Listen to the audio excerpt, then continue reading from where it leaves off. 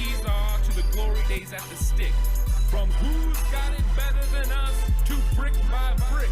It's always the 49ers way, from off-season to game day. Yeah, we talk back. It's the 49ers Cutback.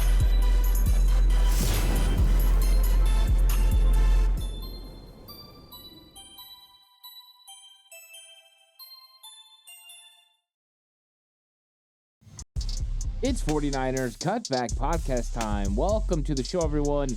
Boy, have the 49ers got day one of mandatory minicamp off to a tremendous start, because the 49ers have extended one of their core players, and everyone was expecting it to be Brandon Ayuk, but it wasn't. It was running back Christian McCaffrey, who was going to be staying in San Francisco for a little while longer. Of course, he still had 2 years on his deal. None of the money of that deal guaranteed, $12 million per year.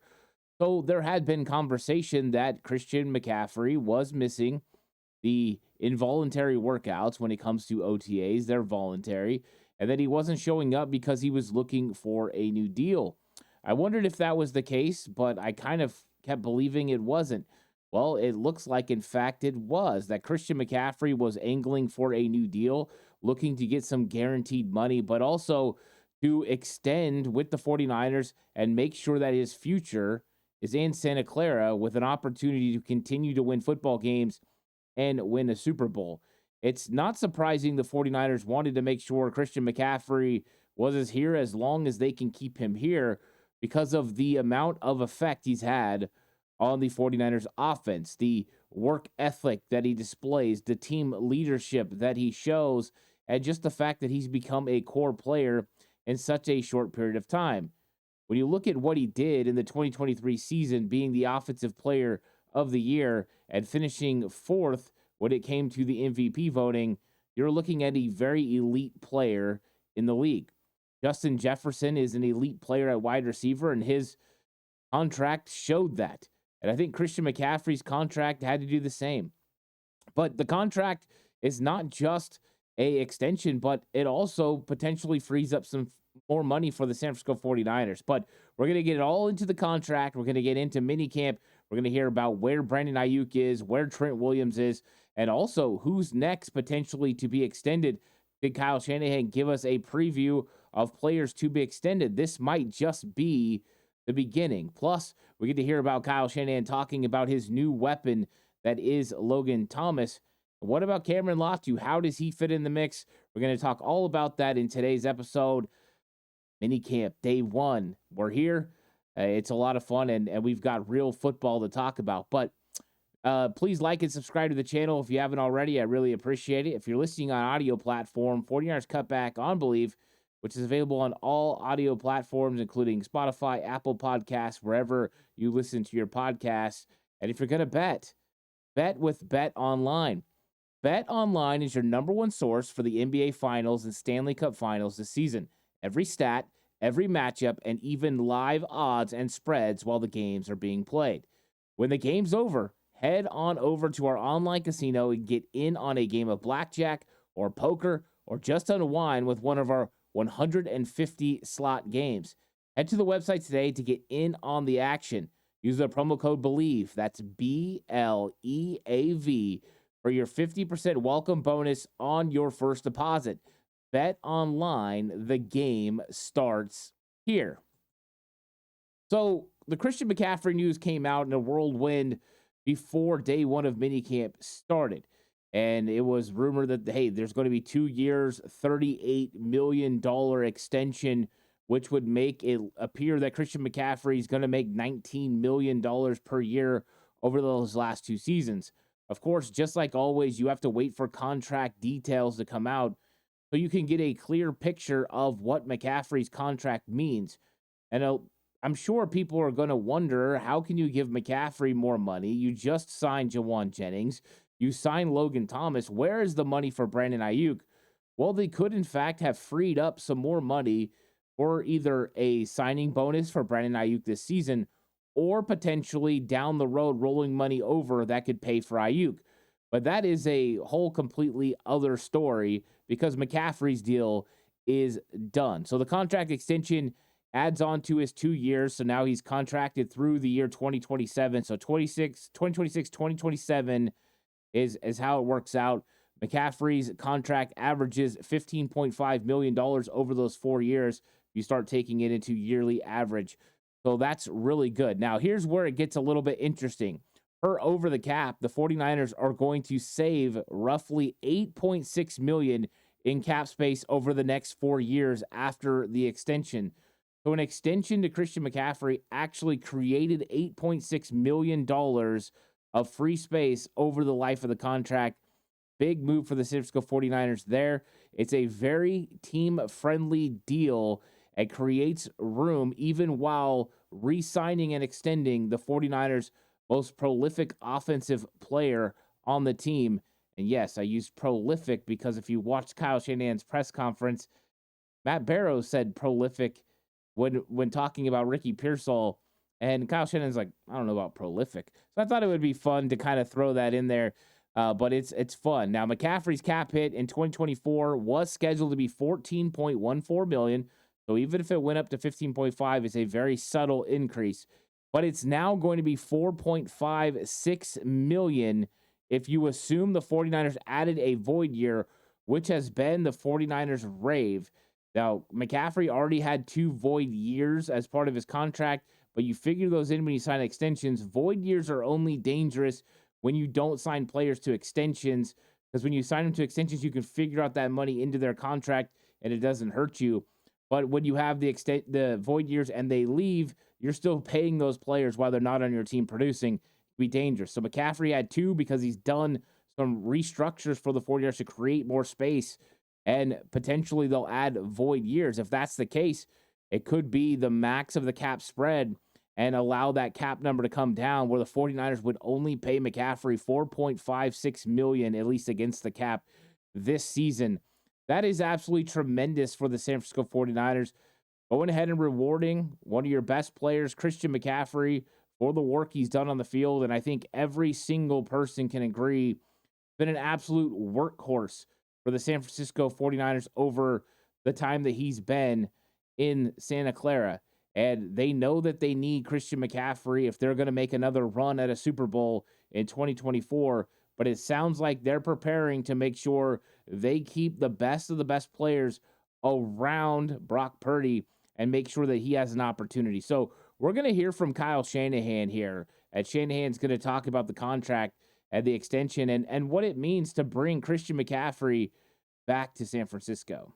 Yeah, I mean, every year he's been in the league, seems like he's been the same guy since he's walked in the building. He's the same guy every day on and off the field, and I'm pumped to have him here for a long time. His work ethic, the effect that he's had on the football team is huge. This was a move I'm sure John Lynch, Kyle Shanahan, Jed York were all in agreement on from the very beginning.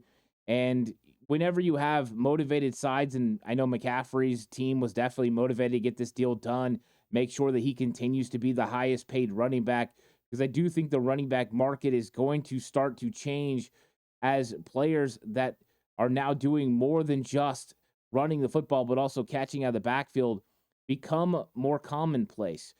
They're becoming used as more weapons, and McCaffrey is leading the way that Marshall Faulk did way back in the late 90s, early 2000s, the way that Roger Craig did in the late 80s, early 90s. There comes players that definitely change the model for how you use a back or use a player within the offense, and McCaffrey has been that for the 49ers. So it was needed for the San Francisco 49ers to have Christian McCaffrey set in place so that way he could make an impact on this team, and they need him to make an impact consistently. Now, one of the questions has been over his time in San Francisco, from the time he was traded from the Carolina Panthers to the 49ers in 2022 throughout last season, was what about the usage of Christian McCaffrey? Lots of people believe he's been overused, 390 touches of the football last season. That's a significant amount of touches when you have pretty good players behind him. Now, just like with all cases, when you take an all-pro, or in this case, the offensive player of the year off the field, you're going to lose something. You're not going to be as good because Christian McCaffrey is one of one. And so bringing him off the field, you're going to have Elijah Mitchell, Jordan Mason, potentially stepping in. And those guys definitely have proven they can get it done through the years. Elijah Mitchell was one of the key cogs to the San Francisco 49ers 2021 run. So you have him. You've seen Jordan Mason continue to elevate his game. And now you've brought in a guy like Isaac Guerrero, who's got whole shot ability with a 4.3 speed. But what does Kyle Shanahan think about the usage of Christian McCaffrey? And can they continue to give him 390 touches or more? Or does this have to somewhat change, especially now that you're going to have Christian McCaffrey under contract through age 31? How does this change your plans? And maybe they were going all in on last year, and so they gave McCaffrey more touches. Well, here's what Kyle Shanahan had to say about Christian McCaffrey's usage in 2023 and where they go as they go forward with McCaffrey as a part of this offense and on this team. I mean, I don't think it always needs to be that case with all the runs. Like we got guys that can run the ball and stuff. We got to protect Christian from himself. He doesn't like to ever come out, no matter what the situation is. And I do think that's something we could protect him with more. When you are such a threat in the pass game, it's a little bit different, and that's when you get touches from a running back. A lot of times you're the last choice, just everyone's deep and you throw it to a check down. So like halfbacks can get 6 targets in a game without one play called for them, just because they're on check downs a lot. And so how do we feel about those touches? Man, I'm glad he was out there for that check down. That means no one's around and he's getting up the field and he's as good of a threat on a check down as there can be. But if he's just taking the wear and tear with 20 carries and stuff every game, and he's definitely good enough to do that, and he's proved he can stay healthy, but you'd like to take some of that off of him and give it to other guys also. It really puts emphasis on where you could potentially limit Christian McCaffrey's touches on carries.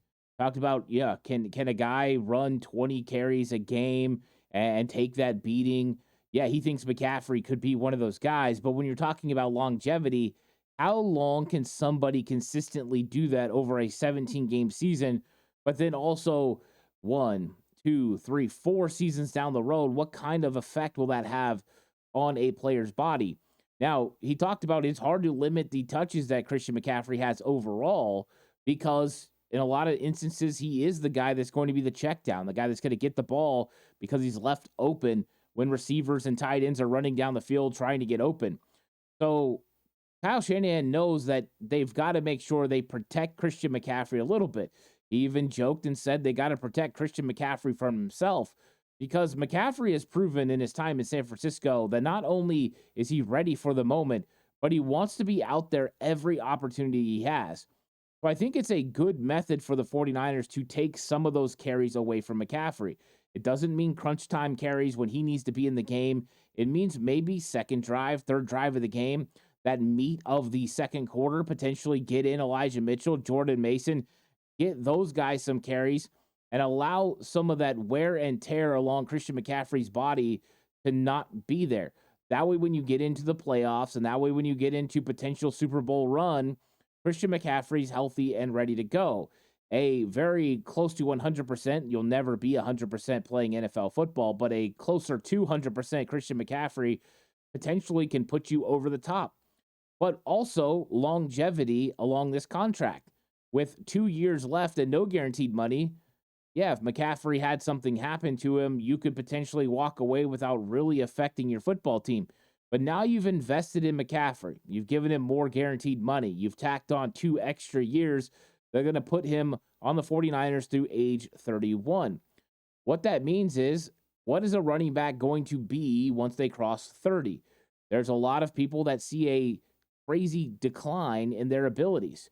Will that happen to McCaffrey? I think is always a interesting question. Well, if he consistently got 20 carries and got 390 touches every season, you might see that happen. There might be some sort of a decline as his body started to break down just from the wear and tear and the effect of consistently taking contact. So what do you do if you're the 49ers? When you want to make sure you bring back a player like Christian McCaffrey as a running back that's going to go over the age of 30, should you be concerned about him not being able to fulfill his commitment to all 4 years of that contract, or will he start breaking down? Will you not have that player?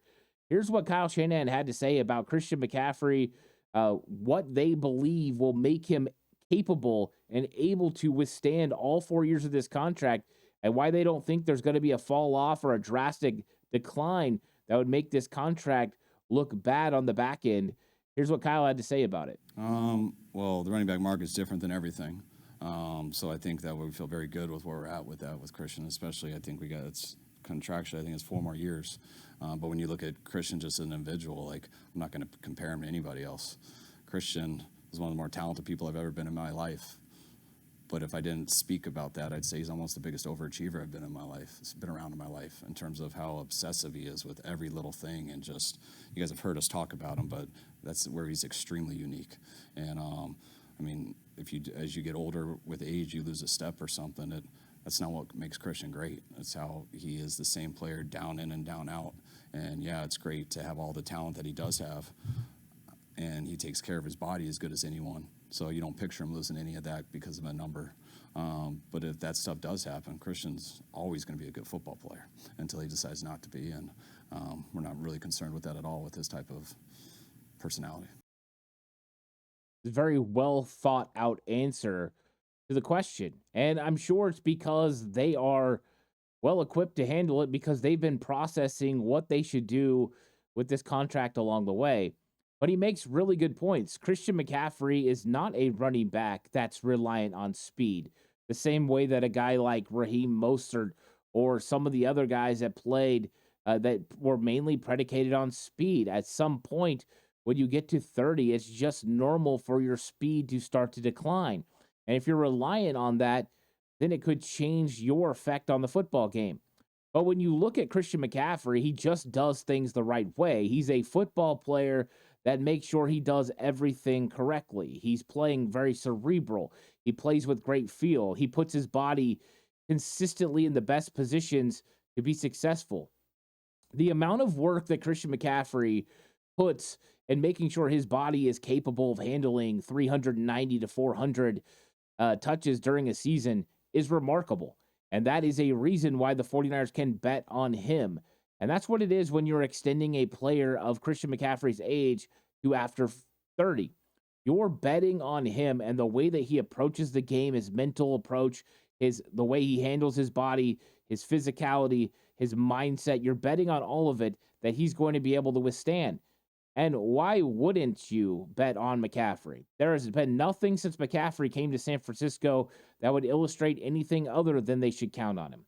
And I know he had a really bad injury with the Carolina Panthers, and that is always makes you a little nervous, a little scary about adding on extra years and guaranteed money. But Christian McCaffrey, since he's been in San Francisco, has been a model of consistency. And when you're a model of consistency and you do things the right way in preparation before the season and during the season, then people are going to bet on you. And I think that's exactly what's happened here. The San Francisco 49ers have bet on Christian McCaffrey, and I think it's a good bet because now McCaffrey is going to be with the 49ers through 2027, and this is exactly what they needed to happen. McCaffrey going to average $15.5 million per year over the 4 years. Now, of course, like Over the Cap said, this could save the 49ers $8.6 million throughout the life of the contract, including dropping his cap number down to just over $4 million this season, creating more cap space to potentially make other moves or even carry over money into the future because, yes, you have to have money to pay Brock Purdy when his contract comes up. So who else showed up to minicamp and didn't show up? And I know the biggest question is going to be, did Brandon Ayuk show up? Because it has been commonplace for the 49ers when they have a player dealing with a contract issue to show up to mandatory minicamp and be a lock-in or a hold-in. So most of the time, players hold out. But if you don't want to be fined, you hold in. So most times they hold in. But what about Brandon Ayuk? Did Brandon Ayuk, did he show up? What about Trent Williams? Did he show up? Here's what Kyle Shanahan had to say about BA and Trent. Brandon Ayuk and Trent Williams, the only guys not here. Yes. Again. Yeah. Were reasons given by either of those two as to why they're not here? Trent's daughter's graduating today. Should be here tomorrow. And BA contract stuff. So BA contract stuff. I like that. It's just contract stuff. With Trent Williams, you've got family things that are going on. Trent Williams is going to show up on Wednesday for day 2 of mandatory minicamp. And you got to expect with players that are veteran players like Trent Williams that, yeah, family things are going to come up, and sometimes that's just more important. The truth is, Trent Williams wasn't going to practice at all during mandatory minicamp. He was going to show up. Kyle Shanahan is not allowing Christian McCaffrey to practice. He's not allowing Logan Thomas to practice. Guys who are just showing up, who didn't go through phase 1, phase 2, and phase 3, they're not getting out there on the football field. So it's definitely one of those things that you see from the 49ers, that they are not really worried about veteran players that don't get out on the field. And we'll go through a list of guys that didn't practice during day 1 of minicamp. But let's hear about what Kyle Shanahan has to say about Brandon Ayuk and him holding out. And does it bug him? Does it change the effect because all the other guys have been hold-ins? Does it bother you that Brandon Ayuk is holding out? No, to me, it doesn't change at all. I mean, you find out when guys are in those situations where they come or not, and some guys come because they want to avoid a fine, and some don't. But regardless, it doesn't change anything. When those guys have come, it's not like we know what the process is, we know what the business part is, and that's just how they decide how they want to handle this week. Yeah, why would it bother Kyle Shanahan? If it's a holdout or hold in, they're not participating as much. I'm sure they would prefer hold in just because he comes in and you get to see him, you get to talk to him, he gets to kind of interact with the players around the facility. But the truth is, he wasn't going to go out there and wasn't going to get any work, and nothing that he does during minicamp is going to change what the effect he could do during training camp. But the 49ers do have to make sure that at some point they get a deal done with Brandon Ayuk, or they come to an understanding that he's either going to play on his 5th-year option or they're going to do something to make sure Ayuk gets in. Because the longer it goes into training camp, the more interesting it gets as far as what is Ayuk going to add to this football team. And I think when you look at the roster, this is a win-now team. So should we all be concerned that Brandon Ayuk is holding out? I don't think so. I think holding out, holding in, same effect. But it does mean potentially when we get to training camp, he's going to hold out. And he's made enough money that he can definitely hold out and withstand the fines that you incur from holding out from training camp. But I'm sure the 49ers want to get something done. They want to make sure they get Brandon Ayuk in the building and working so they can put this thing together and go into week 1 of the regular season ready to roll. They wanted to get off to a fast start last year, and nothing has changed. And part of the way you get off to a fast start is making sure you have your playmakers. And Brandon Ayuk is a player that Brock Purdy and the San Francisco 49ers offense really counts on consistently play in and play out, and he made some big catches during the season. So who else didn't show up or didn't practice? Well, we know the only two that didn't show up was Brandon Ayuk and Trent Williams. Trent Williams will be there on Wednesday, making it so Ayuk will be the only San Francisco 49er who's not attending mandatory minicamp. Who else, though, didn't practice? Well, of course, Nick Bosa didn't practice, but he has been there for parts of OTAs, so this is probably nothing, no big deal. De'Amar Lenore didn't practice, and we found out from Kyle Shanahan he was being held out because he had some tightness, and he's been there through phase 1, 2, and 3. So they said they just want to make sure they're being careful with them. Don't want any sort of injuries. Ambry Thomas dealing with something, didn't practice. Jair Brown, Rock Ya-Sin also didn't practice. Of course, Dre Greenlaw is injured. He's not going to practice. So not seeing him there is not surprising. And Jake Brendel as well, dealing with knee tendonitis. So those were the 49ers who weren't practicing and weren't available to practice for mandatory minicamp. A guy that didn't practice, but that was there, is Logan Thomas. And of course, if you haven't listened to my episode about Logan Thomas, check it out and give the breakdown of him being a 1-year deal.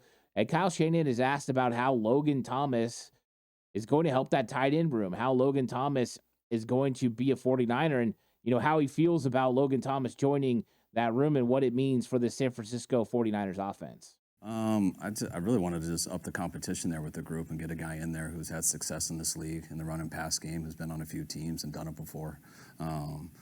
We like our group and there's some competition there, but having the opportunity at this point in the season to be able to add a veteran like Logan with his skill set and be able to get him in here to come compete and him being ready for it was something we were kind of pumped to pull off at this time. And we're just going to have him watch this week because he just got here today, and we'll give him a chance to come in training camp and compete with those guys.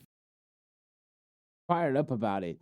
adding a player to the competition. I like the way he says that, adding a player to the competition, because I think we all understand that Logan Thomas is going to be tied in too.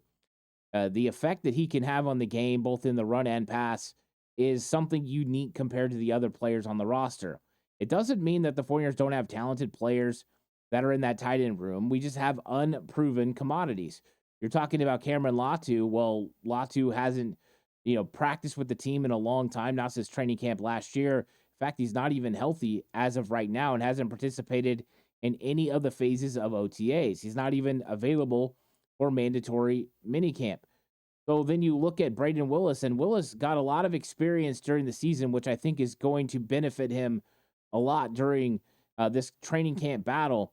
But then you've got guys who are different. Eric Saubert, he's coming in. He's a veteran football player, played with the Houston Texans, been in the league since 2017, a 5th-round pick, just like George Kittle was in that draft. So Saubert has been doing pretty good. He's a decent blocker. He catches the ball consistently. So he's a solid guy. Not a lot of upside, but consistency. And the 49ers definitely like consistency from that position. And then we talked about this a lot in that other video. The guys that are there that are battling, Jake Tungus and others that are going to be competing, including Pline, who is a favorite of some. And so you've got a nice competition at the tight end room, and I like that thought process. Let's have Logan Thomas come in and compete, and hopefully that will push Cam Latu and Braden Willis to become the players that you really want them to be. So this offense is going to be more dynamic with Logan Thomas there in the room with George Kittle. You also, if you need to, and George Kittle has to miss a game, Logan Thomas has started a lot of football games in his career, and he can step in and do it. But one of the biggest, most polarizing players on the 49ers roster and in that room is Cameron Latu. Latu, a lot of people think, is a extreme reach in the round 3 pick that he was taken in the 2023 draft. Some think that he was a bust-type player for how he performed in training camp. Of course, I was at training camp, and I got to witness him on several occasions, several practices. He just looked like he was underwater a little bit. Cameron Latu looked like he was struggling to pick up the offense, the formations, where he was supposed to be alignment-wise, the concepts when it came to routes, the blocking angles. There was just a lot for him to be able to process, and he struggled.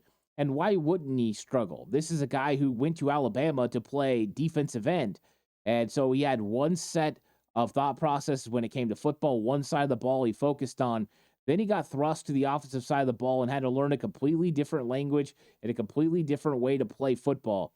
And I thought he equipped himself pretty well at Alabama, had figured it out and made some plays. But now you just came to one of the most difficult offenses in the history of football in Kyle Shanahan's offense, and he had to pick it up. And not just a position like offensive line, which has a lot of responsibilities, but tight ends where you're going to move, you're going to motion, you're going to check. You have a lot of things you have to do, route concepts, blocking concepts, combination blocks. There's so much that goes into what Cameron Latu has to do, and he struggled. And Braden Willis did a lot better. So Latu's interesting. But when is Latu going to get out there and get reps? Because I think everyone wants to see, has Cameron Latu got over that mental part of the game that was making him struggle when it came to catching the football? Because that was an element he was supposed to be really good at. So everyone's been wondering. Here's what Kyle Shanahan had to say about the availability of Cameron Latu moving forward through the offseason. Latu expect to be ready for camp? Yeah, he should be ready around camp. Any setbacks? No, there hasn't been. There has not. So he's going to be ready for training camp. He's had no setbacks. That is tremendous news for the San Francisco 49ers, because I think everyone can admit, and whether you liked the pick of Cameron Latu or not, a Cameron Latu living up to the 49ers' expectation of him is the best case scenario for the 49ers, because this is a guy who is a receiving threat with blocking upside. If he could develop, boy, could the 49ers have an absolute 1-2-3 punch in 2024. And then Logan Thomas only signed a 1-year deal. He's in his 11th year. He's probably looking to get a ring. Then as he translates out, Latu could be tied into next season. So they were hoping that Cameron Latu was going to get a lot of experience in 2023 and he was going to step in 2024 when they figured they might lose Charlie Warner, they might lose Ross Dwelley, and they were expecting Latu potentially to have learned enough to step in behind George Kittle, Braden Willis to step in behind him, and have a formidable tight end room with some young guys with upside that they could potentially build upon. That, of course, was delayed a year in Cameron Latu's case because of the injury.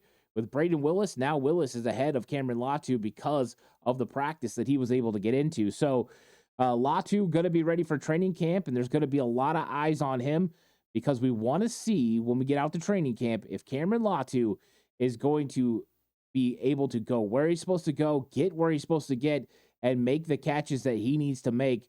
It's going to be a lot of fun, but let's see what that room ends up looking like. Now, when it comes to George Kittle, when is George Kittle going to be ready? He's out at minicamp right now. He's getting in a little coaching, helping the other tight ends acclimate to the offense, young guys that are still learning the scheme, but also veterans that he's trying to work with as well. And so what is up with George Kittle? When can we expect to see him and Mooney Ward back on the field? Well, Kyle Shanahan had an update on Mooney Ward and George Kittle. Yeah, they're both coming back from the core surgery, I think. They'll both be back at training camp. Training camp. That's when he's expecting them to be ready, is for training camp. And part of the reason that we're grouping those two particular players together is they both had core muscle injuries. So both of them had to have core muscle surgery. Charvarius Ward actually had his a week prior to George Kittle. Now, they're not identical when it comes to the injuries. They're a little bit different, so recovery could be a little bit different. But George Kittle said last week he's getting close. He's on the right path, and he should be ready for training camp. Charvarius Ward spoke today, and he said he's running and working and getting things done, that he's on pace to be done and ready for training camp. So I expect both of those guys to be worked in, eased in very lightly at training camp, and probably see them potentially start ramping it up, maybe after the first week of pads. But it'll be nice to get both of those guys out there because these guys are keys, all pro football players for the San Francisco 49ers roster. George Kittle, of course, at tight end, and then Charvarius Ward in a secondary that's been revamped. They've got Deommodore Lenoir that's been playing really good. Mooney's been playing great. But Tashawn Gibson is out of the safety room. It's going to be Ufonga. It's going to be Jair Brown, Malik Mustafa, a little bit of change there. Renardo Green brought in to help in the secondary. They also brought in Rock Ya-Sin, who did not practice, but they also brought in Isaac Yedem to go along with Womack and Ambry Thomas, who are trying to hold on to this team. And then Darrell Luter Jr. And let's see what Darrell Luter Jr. can do in his first full training camp. He's had a good offseason. It should be interesting. But what about who's going to be extended next? We've seen McCaffrey. The expectation would be Brandon Ayuk. So we've seen Juwan Jennings, which that was surprising. A lot of people thought he was going to play on that tender. I was one of those people that thought that as well. The extension, welcomed. Love keeping Juwan through 2025. Then it was Christian McCaffrey. So will it be Brandon Ayuk next, or could it be somebody in that secondary? Could it be a player like Mooney Ward or Deommodore Lenoir? Well, here's what Kyle Shanahan had to say about Demo and Mooney Ward. Yes, definitely. There's not many guys on our team that I would say there isn't any who are going to be free agents that we don't want around here. We've got some good players. We've built a good roster. And you can't keep everybody around. But, the guys that you're asking about, they're as much on our mind as anyone. There's lots of guys they'd like to keep. They would love to keep this team together as long as they can, and they know they can't keep everyone. But it sounds like Demo and Mooney Ward might be priorities for the San Francisco 49ers. And it's probably something that they want to get done sooner rather than later, especially when it comes to those two players. Mooney Ward was, by most ranked third best cornerback in the entire league last year. That means money's going up. If he plays really good again, money could go extremely up, especially if he went on the open market.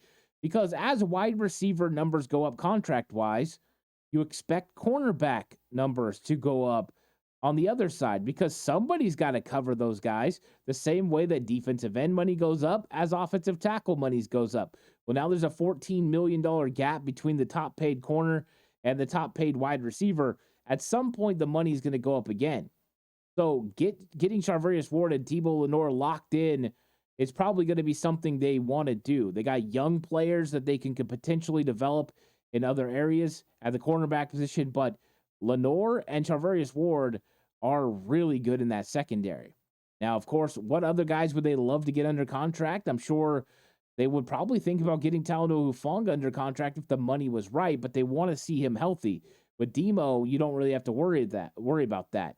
So 49ers still looking to make moves, still looking to extend players. We might see more players extended in the coming days. We're going to have one more day of mandatory minicamp, and then we're going to have the 49ers off for 40 days. Maybe some more work will be done before training camp. We'll get more contracts done. Maybe the 49ers are going to find ways to filter and use more money that can extend the window of this 49ers football team. So that way they can eventually get to where they can have a bigger window to win a Super Bowl. You're going to have to pay Brock Purdy. That's understandable. You have a lot of players you're going to owe money to. That's understandable. But finding out ways to keep as many guys you can is the 49ers' goal. And when you draft and develop the way they have, when you bring in key free agents and they fit your organization, when you trade for guys like Trent Williams and Christian McCaffrey, yes, it added income to your roster, but also the chances of it ending up being something tremendous is also the case. So it's a lot of fun. Tomorrow, join me for the Red and Bold Show. I'll be with Mark Adams. We'll be having a fun conversation. Come on, that's live. So if you watch on YouTube, check that out. If you're listening to audio platform and you want to check it out on YouTube, you can. That's 2 p.m. Pacific time.